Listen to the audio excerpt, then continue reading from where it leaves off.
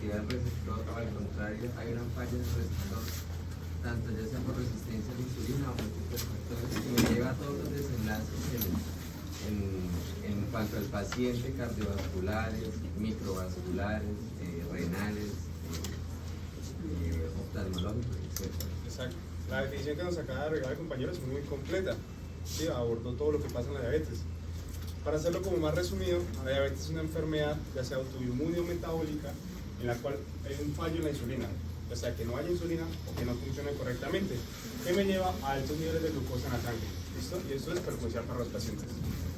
Primero, vamos a hacer un repaso. Hay varios tipos de diabetes. La Asociación Americana de Diabetes la clasifica en 4. Nos importan las dos primeras, que son la tipo 1 y la tipo 2. La tipo 1, como habremos visto, es una reacción autoinmune que me destruye las células que me producen la insulina. La tipo 2 es un fallo en la insulina. Hay insulina, pero la insulina que hay no funciona. Para poder entender esto, vamos a hacer un repaso de la fisiología, ¿listo? Recordar que nosotros como médicos tratamos la diabetes tipo 2, ¿sí? La diabetes tipo 2 generalmente es más del pediatra porque sean niños pequeños que no tienen insulina, ¿listo? Entonces vamos a concentrarnos en ¿cuál? La diabetes tipo 2. Entonces, ¿qué es la insulina? ¿Qué es la insulina, Mauricio? Una hormona que es secretada por las células beta del páncreas. Esta me ayuda a regular los niveles de glucosa cuando hacemos. Exacto. ¿Alguien se acuerda cómo se produce la insulina? El páncreas, la célula beta. Exacto. Digamos que esto es una célula beta pancreática, en un dibujo muy bonito. Se libera el ARN mensajero del núcleo, ¿listo? Pasa al ribosoma, se traduce a una proteína llamada la preproinsulina, ¿listo?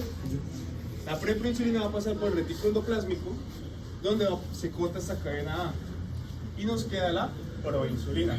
La proinsulina va a pasar por el aparato de Golgi, donde va a ser empaquetada en vesículas, y una enzima la va a cortar también, va a cortar la cadena B, dejándome la insulina más péptido C. Cuando se libera insulina con el péptido C, ¿listo? ¿Me la devuelves, por favor? Ahora, necesito que entendamos estos dos conceptos. ¿Se acuerdan de los GLUT2 y GLUT4? Son transportadores de membrana de glucosa, ¿listo? Hay varias moléculas, glucosa, fructosa y lactosa, pero clínicamente nos importa la glucosa, ¿listo? ¿Cuál es la diferencia entre ellos dos? Y es muy importante entenderlo. El GLUT2 está siempre en la membrana, siempre, no importa qué momento del día, siempre va a estar en la membrana de la célula. Y el GLUT4 no, el GLUT4 va a estar almacenado en vesículas dentro de las células, ¿listo? ¿Por qué es importante? El GLUT2 está en páncreas, hígado e intestino, lo cual es importante porque si comemos azúcar, es importante que haya glúteos en el intestino para poder absorberla. Si comemos azúcar, es importante que haya en el páncreas para que el páncreas pueda sensar la glucosa que está entrando. El GLUT4, que está dentro de la célula, está en músculo estriado, músculo cardíaco y grasita. ¿Listo? Siguiente, por favor. Ya vamos a entender un poco mejor cómo funciona. Siguiente. ¿Cómo se libera la insulina? Esto es muy importante. Cuando comemos glucosa, cuando comemos azúcar, como les dije, el páncreas tiene GLUT2.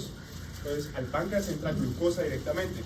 La glucosa entra en un proceso de glicólisis, que como sabemos es para volverla a piruvato, y luego el piruvato, ciclo de Krebs, energía, ¿listo? ¿Qué genera el ciclo de Krebs? ATP. En la célula beta pancreática hay un transportador de membrana que es el canal de potasio, que constantemente me saca potasio de la célula. Cuando producimos ATP por la glicólisis, el ATP me inhibe ese transportador. ¿Qué pasa con el potasio? Se queda dentro de la célula. ¿El potasio es positivo o negativo? Positivo. Positivo. ¿Y qué hace que aumenten los iones positivos en la célula? Que se despolariza, exacto. Se va a despolarizar la célula. Y si se despolariza, me activan los canales de calcio voltaje dependientes. Y si entra el calcio, ¿qué va a pasar? Va a hacer que los vesículas o los gránulos de insulina se liberen al torrente sanguíneo y tengamos insulina. ¿Listo? Siguiente. Ahora, ¿cómo actúa la insulina? ¿Cómo actúa la insulina? Es muy sencillo. La bioquímica ya es un poco más complicada. Pero lo importante es que entendamos lo básico, ¿sí? Yo me he aprendido muchas veces todo este montón de porquería, pero no sirve para nada en realidad. Lo importante es que entendamos, esta es la insulina, ¿no? Se une a su receptor, que tiene 4 subunidades, 2 alfa y 2 beta. Se une a la porción extracelular y me activa, eso quiero que lo recuerden, que eso es lo importante. Me activa los sustratos receptores de insulina. ¿Listo? Esos sustratos receptores de insulina meten una cascada de reacciones que llevan a la salida del GLUT4 a la membrana para que la glucosa pueda entrar a los músculos estriados, a la grasita y al músculo del corazón. ¿Listo? Si esto no pasa, ¿qué sucede? La glucosa se queda en la sangre y no entra al músculo ni a la grasa, que es donde almacenamos el azúcar. ¿Listo? ¿Qué pasa con la diabetes mellitus tipo 2? Se da el proceso de resistencia a la insulina. ¿Y qué se afecta? La acción de los sustratos receptores de insulina. La señalización celular es lo que se ve afectado. Y la fisiopatología es un mundo aparte, que lo verán cuando lleguen a medicina interna. Pero por ahora quiero que se queden con esto. En la fisiopatología de la diabetes mellitus tipo 2 se afectan los sustratos receptores de insulina, que no permiten que se dé la cascada para que el GLUT4 pase a la membrana celular. ¿Listo? Ya entendiendo esto, siguiente porfa, podemos empezar a hablar un poco de los medicamentos. Tenemos varios grupos de medicamentos para tratar la diabetes. Están los que retrasan la absorción de la glucosa, que en realidad en la clínica poco se usan. ¿Listo? Entonces, por fines prácticos no vamos a hablar de ellos, pero es las carbosas. ¿Listo? Tenemos a los 4 importantes, en mi opinión personal, que son los secretagogos, sensibilizadores, insulinas e incretinas, que van a actuar por diferentes vías para poder contrarrestar la diabetes. Siguiente punto. Primero tenemos a los sensibilizadores. ¿Cuál creen que es el medicamento de primera línea para tratar una diabetes? La metformina, exacto. Claro. La metformina es un sensibilizador, como su nombre lo dice, ataca la resistencia a la insulina. ¿Y cómo lo hace? Y eso es muy importante, necesito que me pongan atención. La metformina es una biguanida, ¿listo? Ella se va a unir a un receptor de membrana que se llama OCT. No es importante que se lo aprendan, solo para fines académicos. ¿Qué me va a inhibir? Me va a inhibir la producción de ATP en la mitocondria, ¿listo? Alterándome la cadena de electrones, ¿listo? Si me inhibe el ATP que se produce en la mitocondria, ¿qué va a pasar en la célula? La célula necesita energía, entonces va a estimular la vía anaerobia. ¿Cuál es la vía anaerobia?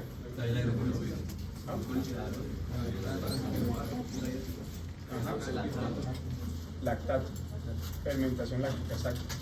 Y ahí me la estimula por el aumento de la AMP quinasa. Ahora, eso es muy importante. El lactato es ácido, ¿listo? Entonces, al inhibirme la vía aerobia y estimularme la anaerobia, la metformina tiene una reacción adversa muy grave, que es la acidosis láctica. ¿Sí? Y necesito que se acuerden porque eso es pregunta de residencia, pregunta de examen de la MID, del USMLE, ¿listo? ¿Por qué? Porque estimula la vía anaerobia. Y al aumentarme la AMP quinasa, que me estimula la vía de la fermentación láctica, me estimula la salida del GLUT4 hacia la membrana celular. ¿Listo? Me aumenta la AMP quinasa, estimula que el GLUT4 salga a la membrana. Claro, ¿listo?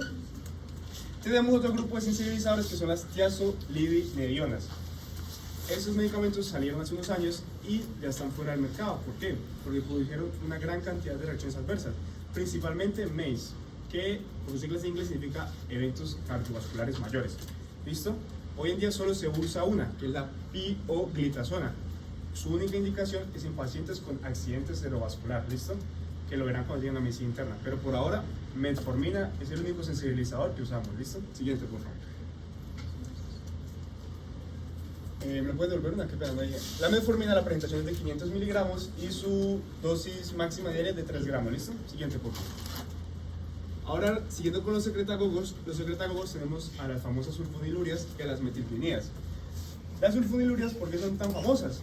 Porque son muy económicas, entonces los pacientes se les... ¿Sulfonilurias o sulfonilureas? Sulfonilurias, sino que aquí está mal escrito. Es reas. Lurias. Sulfonilureas. ¿Ah? Estoy haciendo. No, el experto. Yo tengo entendido que son sulfonilurias. Vamos a mirar a ver. ¿Eso está mal escrito? Aquí está mal escrito, sí. Me equivoqué, qué pena. No, eso no es menos, sino que es que yo la leo como sulfonilureas. Con E. ¿Sí? Sí, con E, claro. Ah, perfecto, sí, Ah, no, estamos de sí, acuerdo. sí, Bien. Ok. Sí, es con E, claro. Y tenemos las de primera y segunda generación. Las de primera generación ya no se usan. Lo que usamos hoy en día es glibenclamida. ¿Listo? Y de las metilpinidas, ¿cuál es la diferencia entre las dos? Que las metilpinidas son de acción corta. ¿Y por qué es importante esto? Siguiente, por favor. Porque, ¿qué hace? ¿Cómo es el mecanismo de acción de estos medicamentos? Ellos me inhiben el canal de potasio. Pues no se ve casi. me inhiben el canal de potasio. Y si me lo inhiben, ¿qué pasa? Aumenta el potasio dentro de la célula y produce despolarización y liberación de insulina. ¿Cuál es el problema con estos medicamentos? Me estimulan constantemente la liberación de insulina. ¿Y qué puede llevarme eso en un paciente? A hipoglicemia. Y los cuadros de hipoglicemia son muy peligrosos para estos pacientes, por lo cual estos medicamentos hay que tratarlos con mucho cuidado. Su indicación generalmente es en pacientes de bastante peso, pacientes gorditos que tienen buena reserva. ¿Listo? ¿Y qué sucede con las metilglicinidas? Las metilglicinidas solucionan este problema, ya que como son de contracción, pues no van a producir estos cuadros. ¿Listo? Siguiente, por favor. Aquí tenemos la glibenclamida, su dosificación, que, como les dije, por ser tan peligrosa, se recomienda iniciar primero con 2.5 miligramos la primera semana y luego seguir a 5 miligramos una vez al día. Esa es la presentación. Siguiente, por favor. Y este es el de la repaglinida, que es como la metilglicina más famosa. ¿Listo? Los dejo para que lo resten en sus casas. Siguiente, por favor. Ahora, el efecto incretina. Estos medicamentos son geniales. Son los famosos GLP-1 y GIP. ¿Listo? GLP-1 significa péptido similar al glucagón y GIP, péptido inhibidor gástrico. Estos son muy importantes y necesito que me pongan atención. Cuando comemos, nuestro intestino va a producir incretinas. Las incretinas son unas hormonas que me ayudan a el metabolismo de la glucosa. ¿Cómo lo hacen? El intestino me produce incretinas cuando comemos. ¿Listo? Llega a la célula beta pancreática y por un receptor ligado a proteína G, como vemos en pantalla, el mecanismo, pues bueno, ya la reacción en cadena pues no es tan importante, que me aumenta la adenilciclasa, lo cual me aumenta la ATP, que me aumenta el AMP cíclico y me aumenta la proteína quinasa A. En resumen, las incretinas me estimulan la liberación de insulina. ¿Listo? Pero esto es muy importante. Las incretinas son muy buenas porque aparte de que me estimulan la liberación de insulina, me estimulan la llenura, por decirlo de algún modo, porque me retrasan el vaciamiento gástrico. ¿Listo? Y a nivel central tiene otro efecto que me inhibe el hambre. Y esto, ¿qué pasa? Esto es genial, de hecho son muy buenas, pero hay una enzima que es la DPP4 que me corta las incretinas y para su acción. La literatura refiere que su acción es de 15 minutos. ¿Listo? Que fisiológicamente es lo que necesitamos todos, 1 minuto. Entonces, ¿cómo actúan los medicamentos con efecto incretina? Siguiente, por favor. Tenemos a los GLP-1 y a los GIP. Estos medicamentos me van a estimular el efecto como tal, son análogos de las incretinas. La literatura nos dice que, como poner una proporción, no es exacto, hay 25 unidades de incretinas cuando comemos. Con estos medicamentos, la concentración se sube hasta 25.000 veces, ¿listo? Lo cual estimula mucho el efecto incretina. ¿Y qué estimula?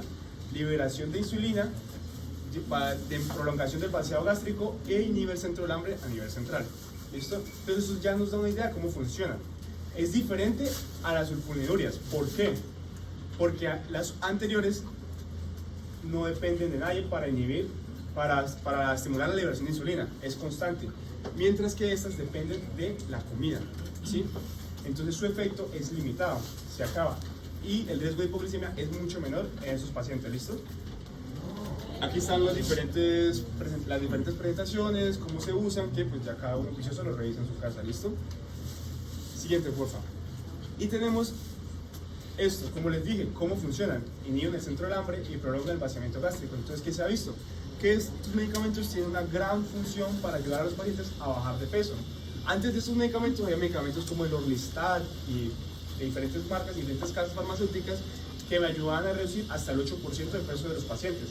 Con estos medicamentos se ha visto que los pacientes pueden reducir hasta un 16% e incluso con la tirsepatía, que lastimablemente no ha llegado a Colombia, pueden reducir hasta un 21% del peso corporal de los pacientes.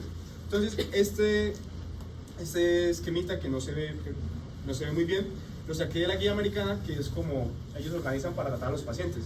Si el paciente tiene un sobrepeso muy fuerte, tenemos que iniciar su semaglutide y tirsepatía, que no hay en Colombia.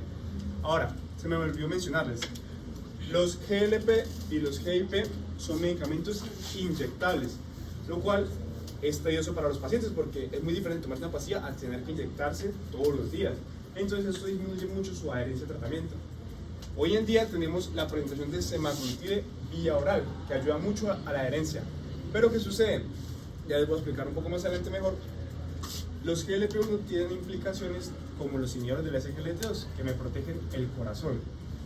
Al pasarlo a vía oral, los ensayos clínicos han demostrado que no protegen el corazón. ¿Listo? Entonces, eso fue lo que cambió con la guía el año pasado. ¿Listo? Siguiente, por favor.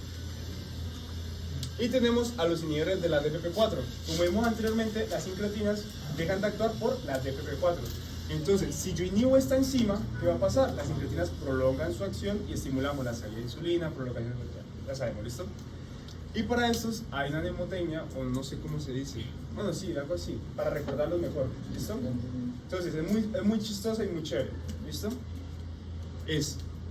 Tenemos a la alogliptina, entonces le decimos lina, cita vida para bailar salsa.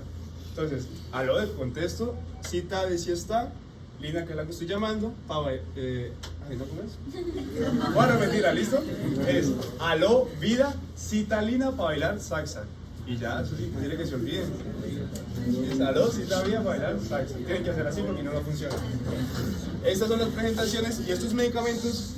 Cuando yo vi medicina interna son como un poco ignorados porque los GLP e inhibidores del SGLT2 son muy superiores, pero esos medicamentos han demostrado que tienen un efecto muy positivo en pacientes con diabetes mellitus tipo 1 y pacientes hospitalizados que ya mencioné. Ya voy a hablar más adelante de eso. Siguiente, por favor. Y los famosísimos inhibidores del SGLT2, como ya vimos, ¿sí? Los que ¿cómo actúan los inhibidores del SGLT2? No me acuerdo.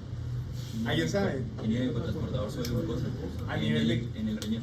¿A nivel de qué? Del túbulo. ¿Tú lo controlabas qué? Aproximadamente. Aproximancia. A mí me corcharon con la misma pregunta, me decían de la tranquilo. Pero entonces, para recordar y que nunca los vuelvan a corchar, en el proximal se reabsorbe y en el distal se secreta siempre, ¿sí? En el 99% de los casos, es decir, no los van a corchar jamás, ¿listo? Entonces, tenemos a las famosas dapaglifosina, empaglifosina, canaglifosina, cuya dosis es de 10 miligramos, ¿listo? Esos son vía oral. ¿Y qué estimulan?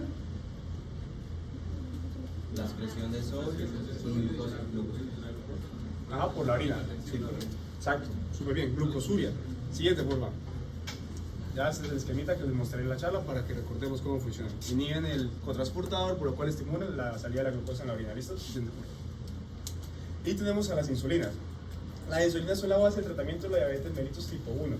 Pero la diabetes mellitus tipo 2, cuando los hipoglicemiantes orales no han funcionado, pues tenemos que usar las insulinas. Ustedes pueden ver esta tabla, les parece muy fea, muy engorrosa, pero en realidad es muy sencillo. Quiero que aprendamos dos cosas importantes.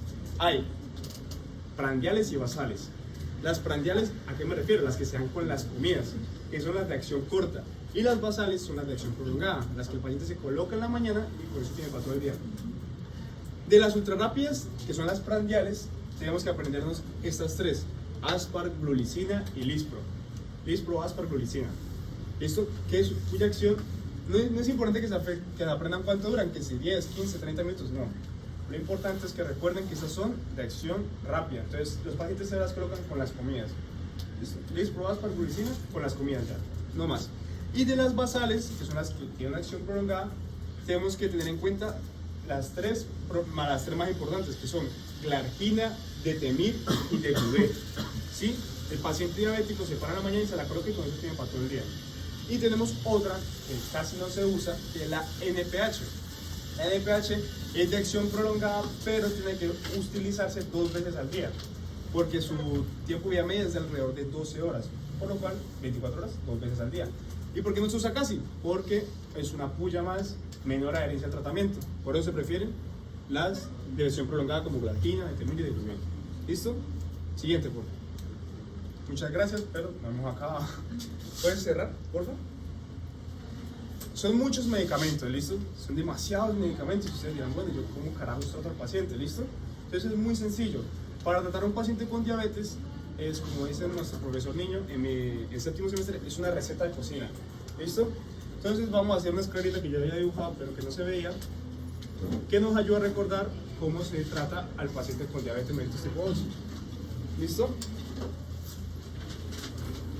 Juan, ¿listo? ¿Cuánto pesa Juan? 60 kilos, Juan. Aquí tenemos a Juan, ¿listo? Juan está flaco, hace ejercicio. Pero Juan lo dejó la novia, se deprimió, empezó a comer mucho y se volvió Juanzote. Y se engordó. Entonces Juan llega a la consulta de ustedes Y, muchachos, ¿ustedes saben cómo se diagnostica la diabetes? Una prueba oral. Las 4 Uy, saben, ahí también. Hemoglobina creo que da como hasta un rango de 3 meses. algo así. Exacto. Yo cuando vine aquí no tenía ni idea, me sorprende la verdad. Pero para ver, vamos a repasarlo. Hay 4 pruebas. Para el diagnóstico tenemos 2 pruebas que son las más importantes. Se hacen todas, pero las 2 más sensibles según la guía son estas 2. La glucosa en ayunas y la prueba de tolerancia a la glucosa oral. Cuando a un paciente le mandamos esas 2 pruebas, me tienen que salir al menos 2 alteradas. Gracias. 2 pruebas alteradas. Puede ser la misma repetida que salga alterada o 2 diferentes alteradas. Con 2 alteradas tenemos diagnóstico de diabetes. ¿Listo? Para que la ayunas nos diga que tiene diabetes, tiene que ser mayor o igual a 126 miligramos por decilitro de glucosa en sangre. Y la prueba de tolerancia a la glucosa oral, no sé si alguno se la habrá hecho, es muy chévere en realidad. ¿Va? Le toman primero las ayunas, luego le dan un juguito, que es horrible, espantoso, y le toman la glucosa como 2 horas después. Y para que sea positiva tiene que ser mayor o igual a 200 miligramos por decilitro. Con eso tenemos diagnóstico de diabetes. Pero hay un espectro antes, que es el paciente prediabético. Entonces digamos que Juan está en prediabetes. Entonces, ¿qué es lo primero que le mandamos al paciente? Cambios en la vida. Cambios en el estilo de vida, exacto, cambios en el estilo de vida. Y en 3 meses le decimos, Juan, vuelves y miramos cómo seguimos. ¿Con qué le hacemos seguimiento al paciente con diabetes? Con Hemoglobina glicosilada. ¿Cuánto es el tiempo de vida media de un glóbulo rojo? 120 días. Listo. ¿Saben cómo funciona la hemoglobina glicosilada? Bueno, muy Cuando no sencillo. está en un estado de hiperglicemia durante mucho tiempo, la hemoglobina, en vez de captar oxígeno, se le glicosila. Hay glucosa. La glucosa La se glucosa adhiere le- de manera al no glucógeno. enzimática a los glóbulos rojos. Por lo cual, no me pregunten cómo, eso se puede calcular y sacar un porcentaje que nos ayuda a determinar cómo se comportó el paciente durante 3 meses. Por lo cual, ¿por qué? ¿Y por qué es importante? Porque si yo le mando al paciente una glucosa en ayunas, puede que esa semana el paciente se cuide, no coma azúcar, entonces va a salir alterado la prueba. Pero la glicada no miente, me dice cómo se comportó el paciente durante 3 meses. Y quiero que recuerden para diagnóstico usamos ayunas y PTGO. Para seguimiento, hemoglobina glicosilada. Entonces a los 3 meses vino Juan y la hemoglobina glicosilada salió alta. Entonces, ¿cómo iniciamos? Sí, metformina, exacto. Pero entonces la guía americana ha hecho cambios. Dice, iniciamos con metformina, pero hay consideraciones, ¿listo? Con el cual podemos iniciar con... El año pasado decía, inicien con GLP-1 y luego inhibidores del SGLT2. ¿Qué demostraron los ensayos clínicos? Que ahora en el paciente con morbilidad cardiovascular o renal, vamos a empezar con ¿cuál creen? Inhibidores del SGLT2. Entonces hacemos una flechita acá. Consideración, podemos iniciar con inhibidores del SGLT2 en paciente cardiovascular, ¿listo? También me dicen otra consideración, si el paciente es muy gordito, ¿con qué podemos empezar? Con los Con los GLP-1, exacto, ¿listo? Eso es porque en el MEOS todos los médicos generales mandan metformina, ¿sí? Entonces no se van a dejar meter los dedos a la boca, le dicen no, podemos iniciar con otros medicamentos, ¿listo? Ahora, si a los 3 meses el paciente Juan no se cuida, entonces vamos a agregarle otro hipoglicemiante oral. ¿Cuál creen que podemos agregar? Dígame uno.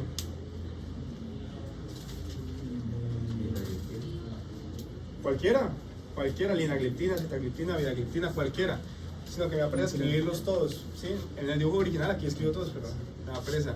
Entonces, cuando a los 3 meses de iniciar el medicamento no funciona, pues le agregamos otro, el que ustedes quieran, dependiendo de las comorbilidades de mi paciente, ¿listo?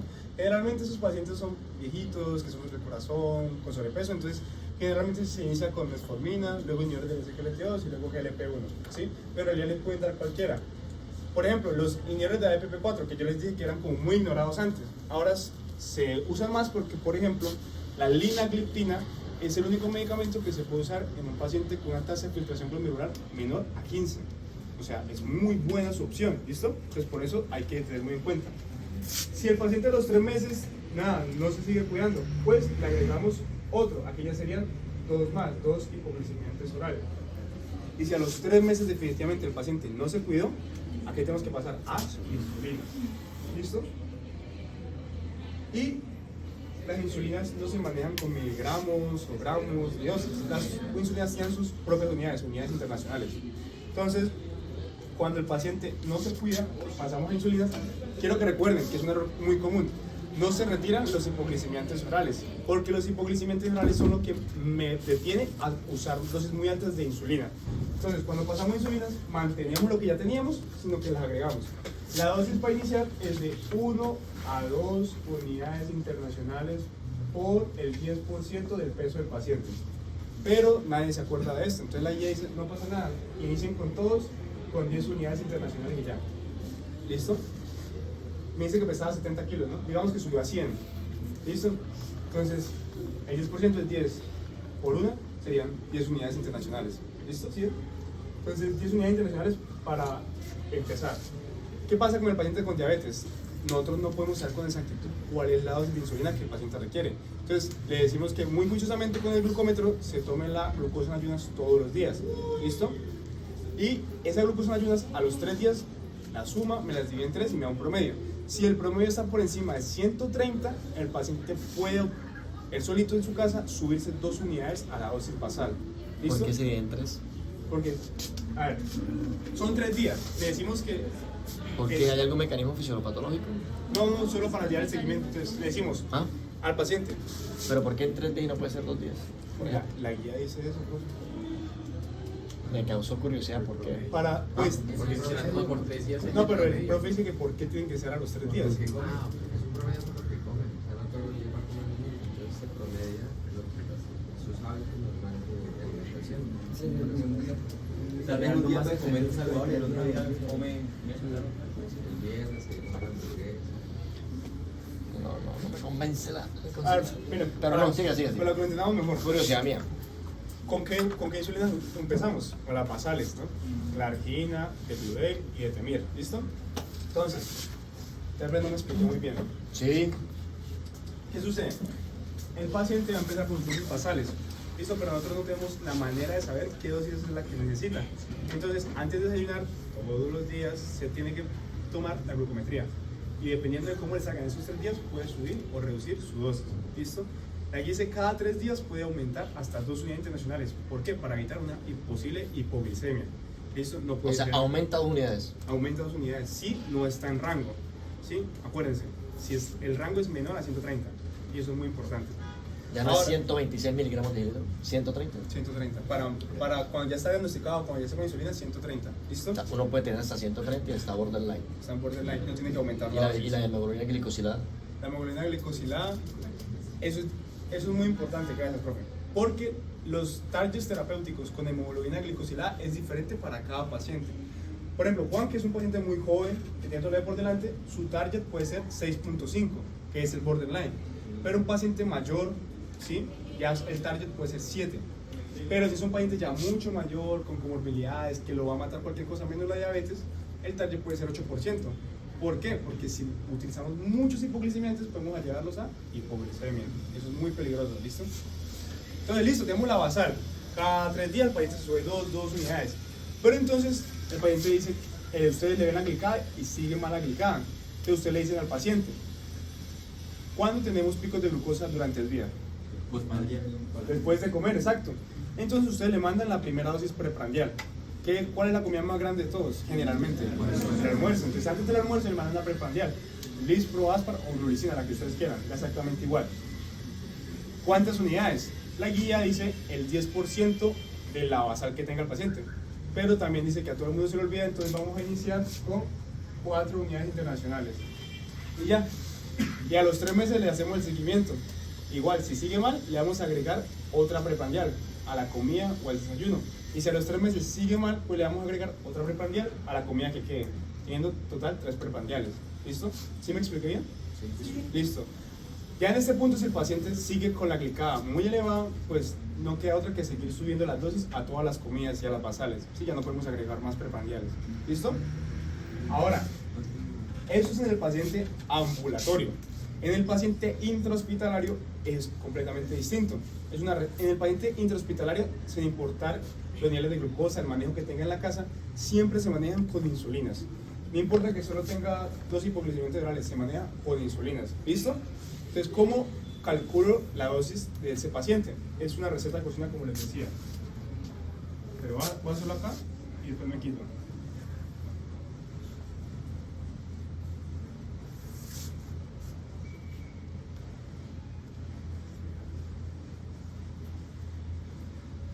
Entonces, para que veamos mejor, es así, muy sencillo. A los pacientes menores de 65 años los vamos a ir en 2 grupos. En el paciente con función renal correcta y en el paciente con función renal incorrecta. ¿Listo? Entonces, Camila, digamos que tú te enfermaste, tienes diabetes y te llevamos al hospital. ¿Cuánto pesas? Digamos que 50 kilos, sí, para que sea más fácil el cálculo. Entonces, Camila no tiene la función renal conservada. Entonces, 50 kilos, que es lo que pesa, lo vamos a multiplicar por 0,5. ¿Sí? 50 por 5 sobre 10, ¿cuánto da? 25. Entonces, le vamos a dar 25 unidades internacionales basales. ¿Listo, no? Ahora, eso es lo que todos, yo también creía eso, pero no, ese 25 lo dividimos en 2. ¿Por qué? Porque teníamos que darle basales y preprandiales, porque va a tener picos de glucosa en la sangre por las comidas. Entonces ese 25 lo dividimos en 2, que me da 12.5, pero no existen unidades medias. Entonces 12 y 12. 12 basales y 12 preprandiales. Y las preprandiales las dividen en 3, porque son 3 comidas. ¿Listo? Entonces serían 12 unidades basales y 4 antes de cada comida. ¿Me expliqué bien, verdad? Sí. ¿Sí? ¿Y sabe cómo es? Ese 25, ¿cómo lo manejamos? Este 25 va a tener que dividirse en los 2 tipos de insulinas que encontramos, ya sean basales o postprandiales. Preprandiales. Entonces, como son 3 preprandiales, entonces tenemos que agarrar esa cantidad que nos haya dado de haber dividido a la mitad y se divide entre las 3. Exacto, perfecto. Ustedes lo entendieron. En el paciente ambulatorio, cuando ya tiene también 3 dosis preprandiales, ¿se hace lo mismo con la basal? ¿Se disminuye o no? Cuando esta es una explicación, no pasa nada. En el paciente ambulatorio que yo le inicio por las unidades basales, le pido que se tome las glucometrías después de cada comida. ¿Listo? La que tenga mayor. algún tiempo prudente, 30 minutos ahora. La guía dice que alrededor de 30 minutos es como lo más indicado. La glucometría después de comer a los 30 minutos, ¿listo? Entonces dice que para iniciar una preprandial ambulatoriamente, la guía dice que le vamos a dar el 10% de lo que tenga de basal. Entonces, si tiene 20, el 10%, entonces le damos 2. ¿Sí? Pero también dice que a todos los médicos se les olvida, entonces vamos a iniciar con 4 unidades internacionales en casi todos los pacientes. ¿Listo? Claro, ¿no? Muy diferente a como lo manejamos hospitalariamente. Pongamos otro ejemplo. Pongámonos el abuelo de cada uno. Si es un paciente mayor de 65 años y tiene la función renal alterada. Este paciente, si pesa 50 kilos, vamos a multiplicarlo por 0,2. ¿Sí? Entonces 50 por 2 sobre 10, ¿cuánto me da? 25 sobre 50. 50 por 2 sobre 10. 10. Exacto, da 10. Entonces lo que le vamos a dar, 5 basales y pues no podemos darle medias en preprandial, entonces le vamos a dar 2, 2 y 2. ¿Listo? ¿Me explica bien, verdad? Aquí terminaríamos ya de manejo del paciente con diabetes. Pero tanto que les hablé de hipoglicemia, no me puedo ir sin hablarles de cómo manejamos una hipoglicemia. ¿Listo? En el paciente hospitalario los targets terapéuticos son diferentes. Mientras que en el ambulatorio es una en ayunas menor a 130, en el paciente hospitalario la queremos tener entre 140 y 180 para evitar las hipoglicemias. ¿Listo? Entonces, ¿cómo se maneja? Si mi paciente tiene una glucosa en ayunas o una glucosa postprandial, en realidad no hay una gran diferencia, menor a 100, tenemos que darle al paciente azúcar, pero azúcar física. ¿Listo? Entonces, hay tres pacientes en realidad. El primer paciente es el que la tiene en menos de 70 miligramos por decilitro. El segundo paciente es el paciente que la tiene en menos de 54. Y el tercer paciente es el paciente sintomático. ¿Alguien sabe los síntomas de una hipoglicemia? Colibrio, No. Síncope, temblor, taquicardia, diaforesis, ¿sí? Palidez, mareos. Si el paciente es sintomático, hay que preocuparnos. ¿Listo? Pero entonces, se divide en 3 pacientes, pero el manejo se divide en 2. A este paciente que la tiene menor a 70, pero mayor a 54, le vamos a dar azúcar, pero azúcar en polvo, ¿sí? ¿Qué se hacía en el hospital el año pasado? Se daba, los internistas mandaban que dele una galleta, que dele un vaso de queso, que dele chocolate. La guía este año corrigió eso y dijo que el chocolate no se puede dar. ¿Por qué? Porque el chocolate tiene grasa y eso prolonga la absorción y prolonga la absorción de la glucosa. ¿Por qué no podemos dar, por ejemplo, queso u otra? Porque tienen proteínas y las proteínas me estimulan la salida del glucagón. ¿Listo? Entonces tampoco nos sirve. Entonces, la guía que dice, pura azúcar. Un sobrecito de azúcar se va al paciente y fino, ¿listo? Y le tomo Panela. ¿Ah? Panela. También podría servir. También, es verdad. Mi abuela tuvo mucho tiempo glicémico y le dimos bocadillo y se levantó.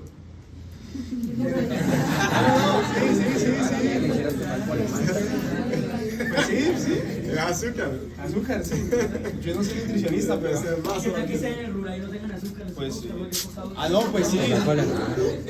Pero azúcar es muy fácil de conseguir, ¿no? Tierra de fuera. Ahora, a este paciente, a los 15 minutos, tenemos que tomar otra la glucometría y si está por encima de 70, lo salvamos. Pero está ahora este paciente, el que la tiene en menos de 54 o está asintomático. A ese paciente no le podemos dar vía oral, tenemos que darle vía intravenosa. Y la indicación es darle 150 cc de dextrosa al 10 o 5. Al 10, porque tiene que ser 10, al 10%, porque la guía dice que son 15 de dextrosa, 15, tiene que es al 10%. O le puedes dar 300 cc al 5%. 15 miligramos. Porque un cc equivale a un miligramo. 15 gramos. Un mililitro equivale a un 15 ml. 15 ml. 15 ml. 15 ml porque un ml equivale a... Este es mi jefe. Bueno, son 15 ml. Son 15 ml de dextrosa. Entonces la aplicamos bien, tenemos un bolo de 150 cc de dextrosa al 10%. Y a los 15 minutos le volvemos a tomar la glucometría. Si sigue por debajo le repetimos el bolo y si sigue por debajo le repetimos hasta que lo corrijamos. Listo, ya cuando está por encima de 70 dejamos de aplicarle los bolos. ¿Listo? Vamos aquí a... Por bolos. Por kilogramo, 15 ml por kilogramo. Sí, 15 ml por kilogramo. O sea, 15 Le ml dosis Le única. damos un bolo de 150 cc al 10%. Al 10%, o sea, 15 ml de dextrosa. Es un bolito, no más. Cada 15 minutos nos repetimos las glucometrías para saber si el paciente está bien o está mal. ¿Listo? Y lo otro que faltaría por hablar, pero pues ya no, me alargaría mucho, son las complicaciones de la diabetes. Que fue como si me pusieron atención el día del simposio, del congreso, perdón. Cetosis diabética y estado hiperglicémico hiperosmolar. ¿Sí? Pero solo quiero que se lleven para la casa. ¿Cómo se trata un paciente con cetosis o estado hiperglicémico hiperosmolar en el rural? Que no tenemos casi nada.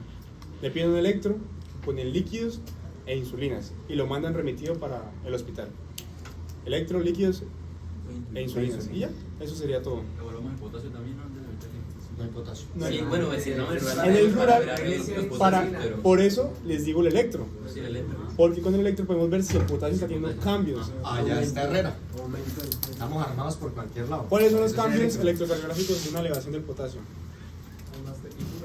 De picúas. Y hay otras como después la onda que se aplana, entonces hay ondas el tiempo, exacto. Pero por eso el electro es muy importante, porque no podemos... Y holograma no tiene acceso. Sí, Exacto. A menos que probablemente estén en un segundo nivel y que lo van a pasar para tercero. Ahí sí tienen el holograma. Sodio, potasio y cloroplasto. Pero al electro también. El electro es una herramienta importante. El electro. Entonces, electro, líquidos e insulina, ¿listo? Ya eso sería todo. Muchas gracias por la atención, muchachos. Excelente.